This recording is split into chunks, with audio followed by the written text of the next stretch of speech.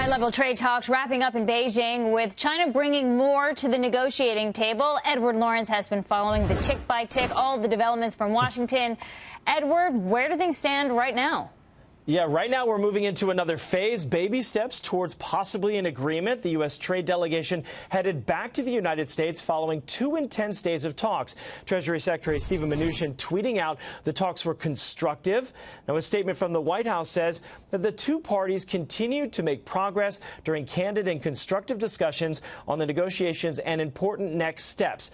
Now, that next step happens April 3rd in Washington when the Chinese delegation comes here. President Donald Trump touting some success and strength. It's a very comprehensive, to use a word that some people like, some people don't like. I think it's okay, but it is a very comprehensive, very detailed enlisting of problems that we've had with China over the years, and it's going to have to be a great deal. If it's not a great deal, we can't do it. And the Chinese went farther than they have in the past with these meetings, the 8th round of talks. And the Chinese government sources say that that's because they were waiting to see if the Mueller report would damage President Trump. Well, the Chinese now believe he could be reelected, so they have to deal with his trade policies through possibly 2024. White House economic advisors say a trade deal would be good for the U.S. and China, but we must fix our trading relationships. It's not about disadvantaging our friends and partners. It's really about leveling the playing field. And I think that lots of other presidents probably wanted to make progress on that, but they haven't had success. President Trump has had success. Now, the major countries are coming back to the table now to talk about new trade deals. Another White House economic advisor says the president is willing to negotiate with China for weeks or months to get the right trade deal. Back to you guys. All right, Edward, thank you very much. And now we want to bring in China watcher Gordon Chang. Gordon, you're very skeptical on what progress can actually be achieved. So why are you skeptical? And do you think we're wasting our time here? Well, the reason I'm concerned is that we're arguing over, for instance, the cybersecurity law and other laws. You know, the Chinese don't care about laws. It's not important in the Chinese system. The Communist Party is unconstrained by laws or anything else. And we've seen this in the past. So, for instance, in 2001, they agreed to allow our credit card companies into China by 2006. Well, our credit card companies are still not in, even though we won a World Trade Organization case, even though everything else. So we've got to be really concerned. I mean, we have to see the text of the deal. And, of course, history is going to prove everybody right or wrong. But we've got to remember that this history is not very good.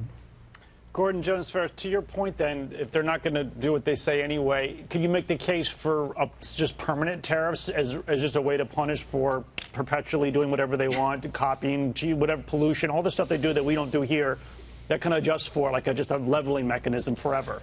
Yeah, well, one of the things is that, you know, we can't change the Chinese system. Xi Jinping, the Chinese ruler, believes in a state-dominated economy where foreigners have very little role except surrendering technology. So the way to deal with that is just to increase the cost until they stop doing what they shouldn't be doing. In other words, stealing our intellectual property and committing trade violations. So the idea is you just pile on the tariffs, you have import bans, and you try to disengage the American and Chinese economies so that we trade with our friends, not with a country that is using the proceeds of trade to develop its military, where its officers are openly talking about killing Americans. This just does not work. Gordon, I agree with your skepticism, but what you just advocated, don't you think that that would lead to massive disruption in the global economy and would portend bad things for, you know, essentially for the whole economy for some period of time?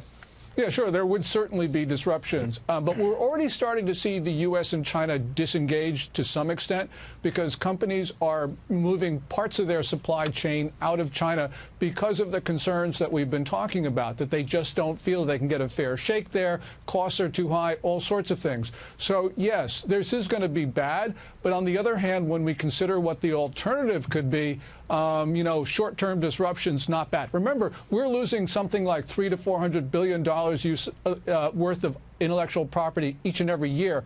That's a grievous loss for the American economy. Gordon, it does. Gordon, go ahead. It's Gary here. Going back to the whole cybersecurity thing, there's two issues. There's cybersecurity, there's intellectual property. The head of U.S. cybersecurity has basically said you got to do that on a case-by-case basis. You can't solve it government to government. As far as the intellectual property, isn't that really just a choice of companies wanting to do business in China and then being ripped off? Isn't the real solution for them to say, I'm not going to do business in China? That's it. I don't think you can solve this with tariffs. Your thoughts, though? You know, Gary, you make an important point, and part of it is that companies have made a decision that they will surrender some of their IP in order for market access, and they sort of assume that they're going to lose some of it through theft.